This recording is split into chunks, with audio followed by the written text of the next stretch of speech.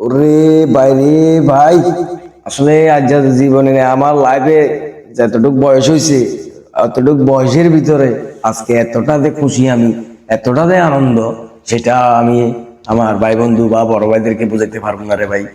আজকে আমি আমার লাইফে আমি আজকে আমার সর্বোচ্চ খুশি হইলাম আজকে।